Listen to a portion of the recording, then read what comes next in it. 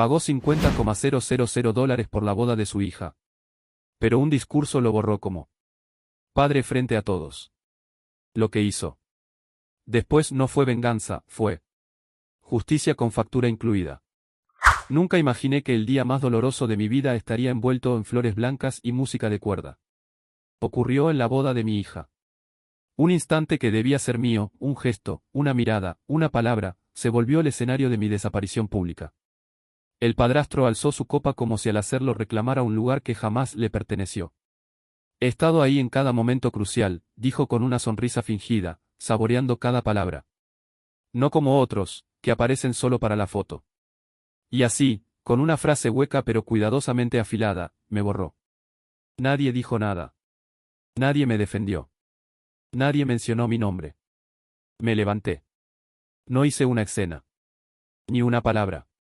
Solo salí por la puerta como quien entiende, finalmente, que su presencia ha dejado de importar. Una semana después, llamé al hotel donde se celebró la recepción. Cancelé el pago final. El contrato estaba a mi nombre. La deuda, ahora, recaería sobre Paula, mi exesposa. No me tembló la voz. Había tenido suficiente. Mi nombre es Jorge. Tengo 45 años. Y este no es el relato de una venganza, sino de una rendición cuidadosamente aplazada. Todo comenzó 8 años atrás, cuando el matrimonio con Paula se disolvió tras años de fracturas invisibles. Fue un naufragio lento. El tipo de naufragio en el que uno sigue flotando por amor a los pasajeros. Nuestra hija, Marta, tenía 16 años entonces. Lo único que me mantuvo firme fue ella. Un año después, Paula se casó con Antonio. Acepté la noticia con una resignación contenida. No por celos, esa emoción ya se había marchitado, sino por algo más silencioso y punzante, el miedo de ser reemplazado. Antonio no tardó en ocupar espacios. Con palabras suaves, gestos meticulosos y una sonrisa siempre lista, se instaló en la cotidianidad de Marta. Nunca lo enfrenté directamente. Pero cada vez que ella decía, papá, en su dirección, algo en mí se encogía, como si perdiera territorio sin saber cómo recuperarlo. Marta cumplió 24 años el mes pasado. Me dijo que se casaría con Manuel, un joven con buenos modales y mirada limpia. Lo conocí 2 años atrás y me cayó bien. Cuando Marta me pidió ayuda para costear la boda, no lo dudé. $50,000. Sin condiciones. Sin esperar nada a cambio. Solo quería verla feliz. Pagos al salón, el mirador del lago, flores silvestres importadas, música en vivo, vestido a medida, catering de lujo. Cada factura estaba dirigida a mí. Cada cheque, firmado por mi mano. Paula y Antonio aportaron exactamente nada. Pero nadie pareció notarlo. La mañana de la boda desperté con un nudo en el estómago. No era ansiedad. Era algo más profundo, una mezcla de esperanza y vértigo. Me miré al espejo, traje en mano, y ensayé por última vez las palabras que había preparado para mi discurso. Mi querida hija, las palabras temblaban en mi garganta. La ceremonia fue hermosa. Marta caminó hacia el altar como una visión, elegante, radiante, su mano temblorosa aferrada a la mía. Por un instante, el mundo pareció alinearse. Ella era mi niña. Yo era su padre. Todo lo demás se desvanecía. Antonio se mantuvo al margen durante la ceremonia. Casi parecía un invitado más. Me relajé. Pensé que lo peor había pasado. Pero entonces llegó la recepción. Durante la cena, todo marchaba bien. Marta se acercó a mi mesa, me presentó a unos amigos de Manuel, me habló emocionada de la luna de miel en Lisboa. Me agradeció por todo. Su voz tembló apenas, y eso bastó para que todo dentro de mí se ablandara. Me sentí presente, reconocido. Hasta que el maestro de ceremonias tomó el micrófono. Ahora, unas palabras del padrastro de la novia, el señor Antonio Serrano. Fruncí el ceño. Antonio iba primero. Me pareció extraño. No era el protocolo habitual. Pero asentí con la cabeza. Quizás era un detalle sin importancia. Antonio se levantó con aire solemne. Sonrió al público, tomó el micrófono y sin siquiera buscarme con la mirada, comenzó su discurso. He estado con Marta en cada paso importante, su graduación, su primer trabajo, su compromiso con Manuel. He sido su guía, su hombro, su pilar. La primera frase me hizo apretar los dientes. La segunda me cortó la respiración. No como otros, continuó, con una pausa calculada, que solo aparecen cuando conviene, pero se desvanecen en los momentos difíciles. Marta sabe quién ha estado ahí de verdad. Un silencio denso cubrió el salón. 200 personas escuchaban. Algunos fingían no haber entendido. Otros me miraban con incomodidad. Mi hermana Irene tenía la mandíbula tensa, la rabia contenida tras los ojos. Mi madre estaba lívida. Marta sonreía con rigidez, pero sus dedos jugaban nerviosos con la servilleta. Paula, en cambio, mantenía la vista fija en su copa, ausente, cobarde. Antonio no se detuvo. Habló durante 5 minutos más. Sobre cómo había formado a Marta, cómo la había acompañado en cada decisión clave, cómo se sentía orgulloso de haber sido su verdadero padre. No me nombró. No me miró. Me convirtió en un fantasma. Cuando terminó, el salón estalló en aplausos tibios, incómodos, obligados. Yo no me moví. No podía. Las palabras se me habían atragantado en la garganta. Me invadió una imagen, Marta con fiebre a los 10 años, yo pasándole un paño húmedo en la frente. Marta llorando por su primer desamor y mi brazo torpe intentando consolarla. Las fiestas escolares, los turnos extra para pagarle clases de ballet. Las navidades sin dinero, pero con árbol. Las noches largas. Las promesas cumplidas. Nada de eso estaba en ese discurso. Y por primera vez en mucho tiempo, me sentí completamente solo. Antonio había ganado. Con apenas una frase cuidadosamente calculadas, se adjudicó el crédito por una vida que no vivió. Un desconocido, que apenas compartía techo con mi hija desde hacía 5 años, se alzaba ahora como el arquitecto de su historia. Y yo, el hombre que la había criado con las uñas, quedaba como un espectador accidental. El maestro de ceremonias pronunció mi nombre. Como una orden. Me levanté por inercia. Tomé el micrófono con las manos heladas. Frente a mí, 200 caras esperaban emoción, palabras conmovedoras, quizás una lágrima contenida. Pero no tenía nada. Todo lo que había ensayado, todo lo que deseaba decirle a Marta, se había evaporado, como tinta sobre agua. Deseo toda la felicidad del mundo para Marta y Manuel, dije, apenas audible. Que construyan juntos una vida llena de amor y respeto. Levanté la copa. Ni siquiera sentí el cristal en la mano. El brindis duró menos de 30 segundos. Marta me miró con el ceño fruncido. Su gesto no era de enojo, sino de desconcierto. Paula, mi exesposa, aún evitaba mi mirada, como si su silencio no fuera también una forma de traición. Y ahí estaba Antonio, reclinado en su silla con una sonrisa torcida, triunfante, como quien sabe que ha ganado sin necesidad de pelear. Comí el resto del plato como si fuera de cartón. Esperé el corte del pastel. No sabía exactamente qué esperaba que ocurriera después, pero cuando comenzó la música, supe que ya no pertenecía a ese lugar. Me acerqué a Marta. No me siento bien. Creo que necesito irme. Ella me abrazó, suave pero breve. Lo entiendo. Ha sido un día muy emocional. ¿Lo entendía de verdad? ¿O solo era una frase automatizada, como las que uno dice en los funerales? Salí del salón sin despedirme. Caminé hasta el coche sintiendo el peso de algo que no sabía cómo nombrar. Me senté al volante y permanecí inmóvil, en silencio, durante casi 10 minutos. Afuera, la música seguía sonando lejana, festiva. Adentro, en mi cabeza, se repetía una sola frase. Otros que solo aparecen para la foto. Durante el camino de vuelta, cada kilómetro era una cuenta más en el rosario de agravios. Había invertido $50,000 en esa boda. Había pagado cada flor, cada silla, cada nota de esa maldita orquesta. No por reconocimiento, sino por amor. Pero incluso el amor, cuando es ignorado, comienza a pudrirse. Al llegar a casa no lloré. No grité. Solo me senté en el sofá, en la oscuridad, y escuché el silencio. Y por primera vez en años, me permití estar realmente enojado. Un enojo quieto, sin forma, como un animal que despierta tras años dormido. El lunes amanecí con el teléfono saturado, 17 llamadas perdidas, 32 mensajes. Marta, Paula, mi hermana Irene, mi madre, incluso primos lejanos con los que apenas hablo. Todos querían saber qué había pasado. ¿Por qué me había ido? Si estaba bien. Apagué el celular. Llamé al trabajo. Dije que estaba enfermo. Era mentira. Estaba más lúcido que nunca. Los primeros 3 días fueron un castigo. La comida no tenía sabor, el sueño no venía. Cada vez que cerraba los ojos, veía su rostro. El de Antonio. Su voz resonando en mi cabeza, golpeando como un martillo rítmico. No como otros que solo aparecen para la foto. ¿Y si tenía razón? ¿Y si Marta no veía ya en mí a su padre? Había criado, durante 24 años, a alguien que podía permitirse esa humillación sin decir una palabra. Había fracasado por completo.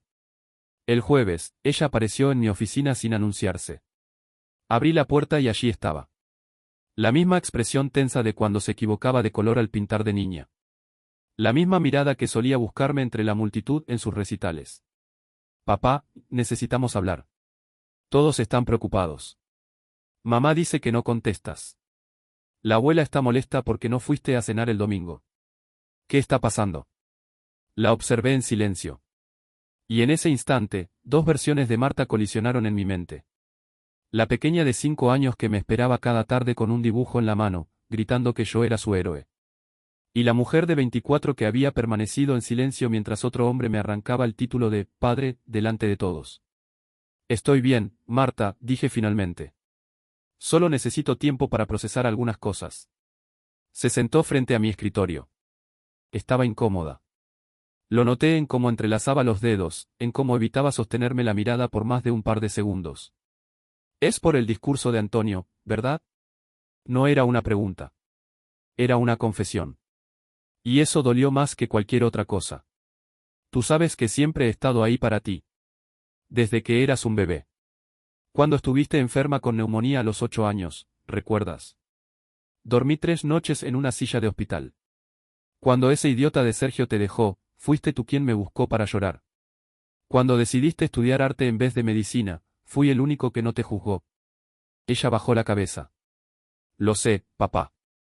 Entonces, sabes que lo que dijo él no fue justo. Un silencio espeso. Y luego, su voz. Papá, no lo dijo así a propósito. Estaba nervioso. Se expresó mal. Excusas. Mi hija me estaba dando excusas. Defendía al hombre que me había borrado frente a 200 personas. Y en su silencio, en su forma de justificar lo injustificable, entendí algo que no quería aceptar, ya no éramos el mismo equipo. Marta, dije, con voz baja pero firme. Él dijo, frente a todos, que hay otros que solo aparecen para la foto.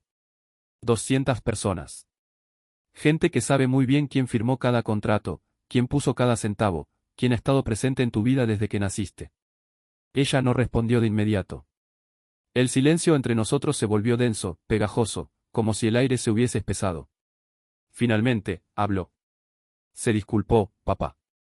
Me dijo que lo lamentaba. Una disculpa.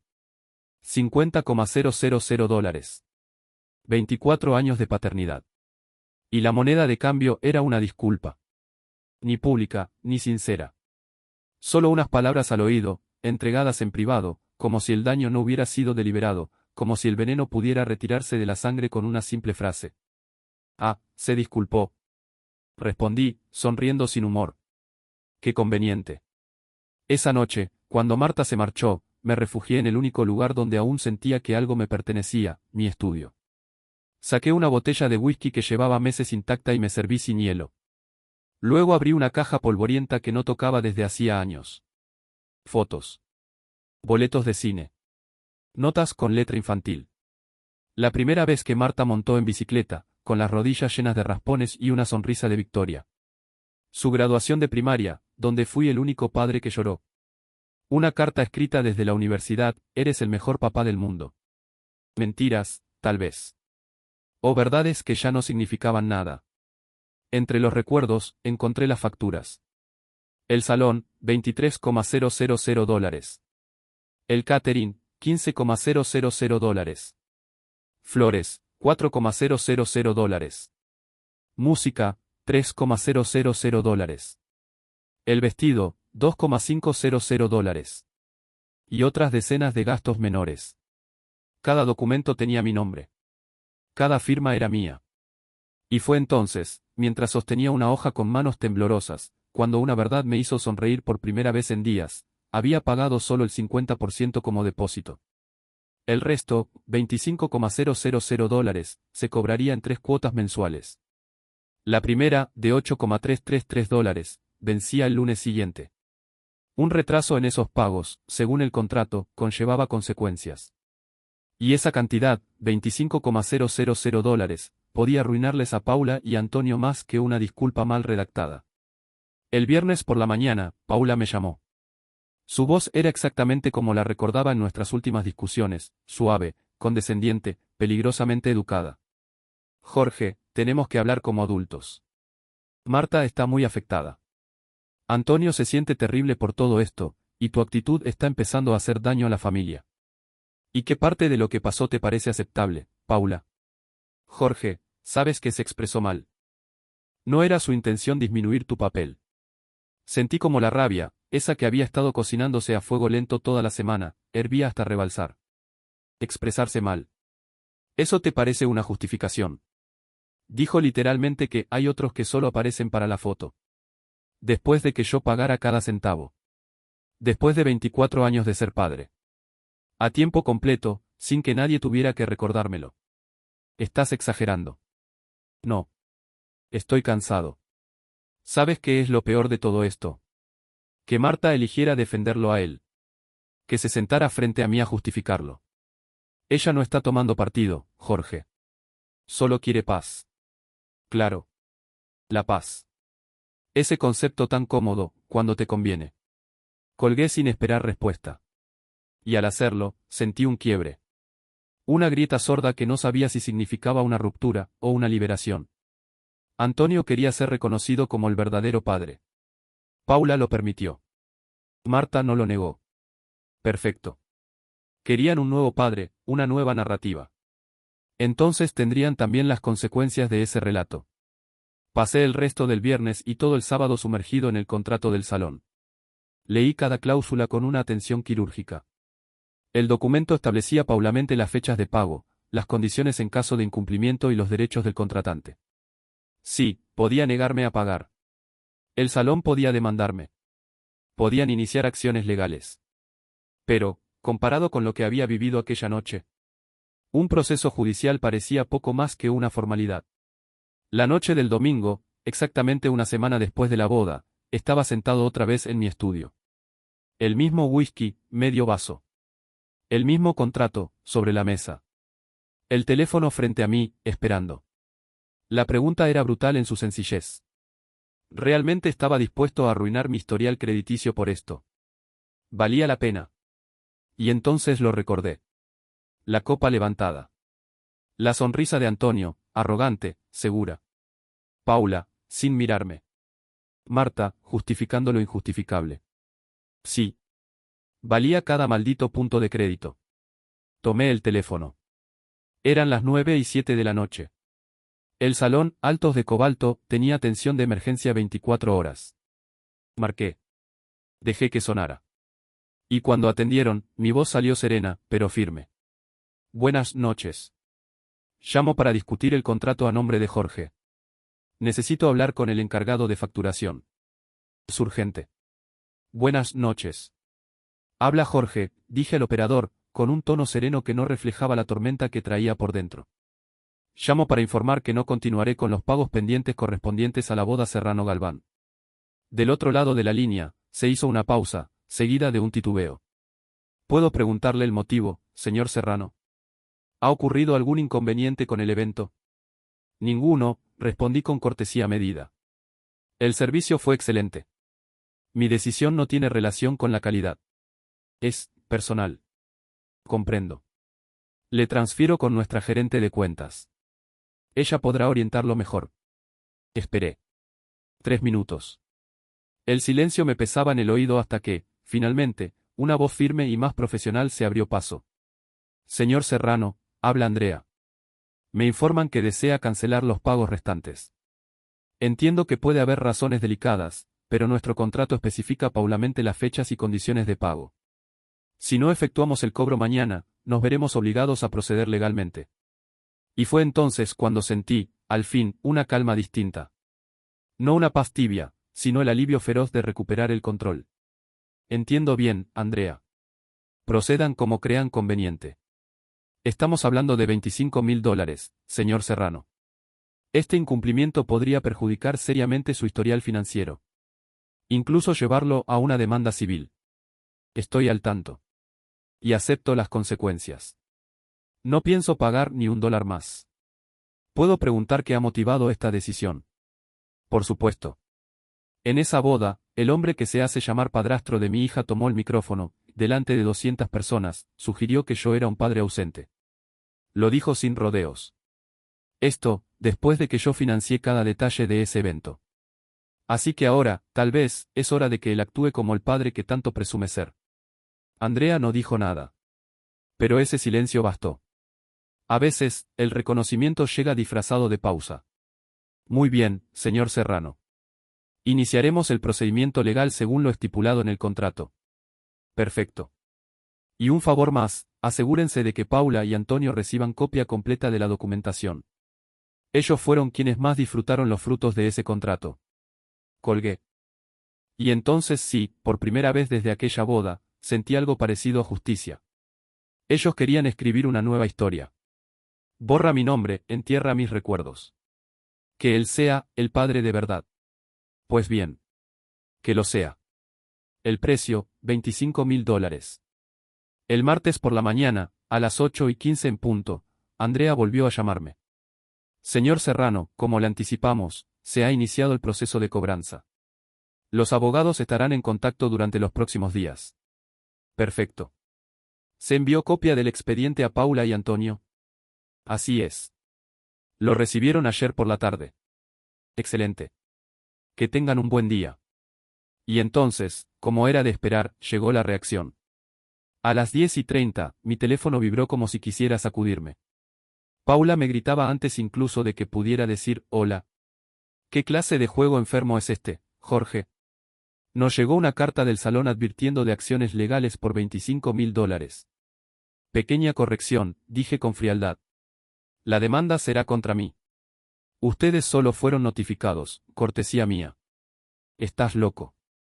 No puedes meter a Marta en esta guerra absurda con Antonio. Marta ya se metió sola cuando eligió quedarse en silencio. Cuando prefirió cuidar la imagen de ese hombre antes que defenderme a mí. Esto va a destrozarla. Tú sabrás. Igual que cuando permitiste que me humillaran sin abrir la boca. Ahora, si quieren un abogado, adelante. Ya hablé con el mío. De hecho, tengo preparada una contrademanda por daño emocional y responsabilidad compartida en los gastos. Al fin y al cabo, ustedes se beneficiaron de esa boda. Yo solo pagué por ella. Y colgué. Los días siguientes fueron un desfile de llamadas, mensajes, súplicas y amenazas.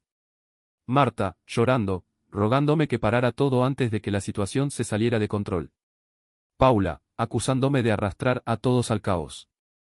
Antonio, en un intento patético por mostrarse conciliador. Podemos dividirlo, Jorge. Mitad y mitad. Por Marta. Su voz era la de un hombre que había empezado a comprender que las palabras tienen precio. Dijiste que era su verdadero padre, ¿no? Le respondí. Pues adelante. Los padres verdaderos pagan las bodas de sus hijas. Y colgué por última vez. El viernes, Marta regresó a mi oficina. Pero esta vez, no venía sola. Entró acompañada de Manuel, su esposo. Sus rostros reflejaban más cansancio que bronceado. La luna de miel había terminado. Papá, esto no puede seguir así, dijo Marta, apenas entrando. Recién volvimos y todo es un caos. Manuel se adelantó y me tendió la mano. Señor Serrano, creo que aquí ha habido un enorme malentendido. Por primera vez en semanas, alguien me hablaba con respeto. Me llamó, señor Serrano, no, Jorge. Ese simple gesto fue como una caricia al ego herido. Manuel, dije con voz pausada, no hubo ningún malentendido.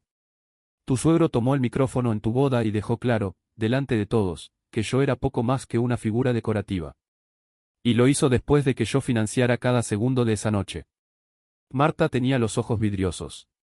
Se acercó un paso. Papá, yo sabía que lo que dijo Antonio estaba mal. Siempre he sabido que tú estuviste ahí para mí, siempre. Pero si decía algo en ese momento, temí que arruinara la boda. Así que preferiste ver cómo me deshacían en silencio para proteger una ilusión perfecta. No dijo nada. Solo desvió la mirada. Manuel intervino, intentando componer el rompecabezas que había heredado por casarse conmigo, o con mi hija, mejor dicho. Señor Serrano, Marta me ha hablado de todo lo que usted hizo por ella. Sé muy bien quién es su verdadero padre. Créame, incluso Antonio lo sabe. Todos lo saben. Curioso, respondí. Porque parece que todos lo olvidan cuando hay un micrófono delante. Marta se quebró. Papá, están desesperados. Mamá y Antonio no tienen ese dinero. Están pensando en pedir un préstamo, en vender el coche, dicen que esto podría arruinar su crédito durante años. Y por primera vez en semanas, sentí algo parecido a satisfacción. No una venganza mezquina, sino una justicia poética.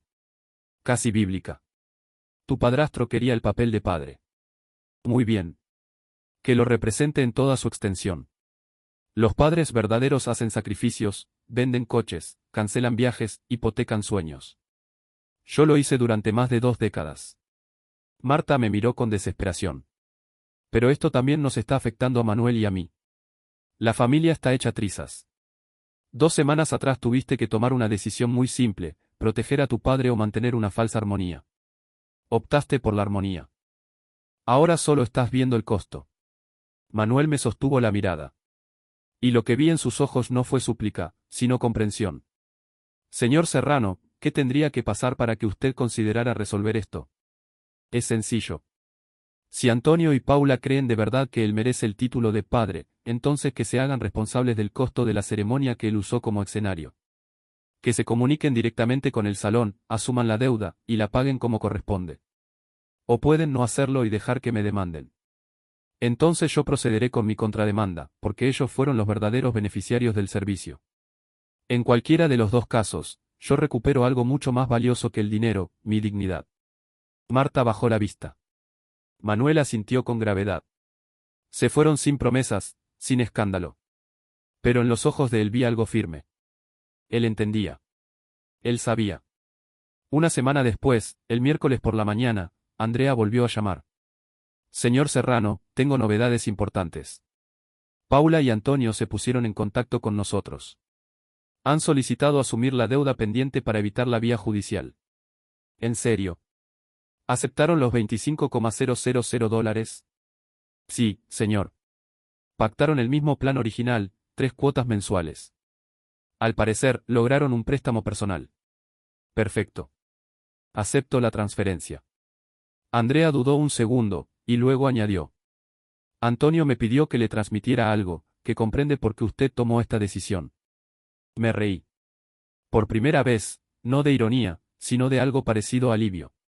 Dígale, por favor, que espero que haya aprendido la diferencia entre hablar como padre y pagar como uno.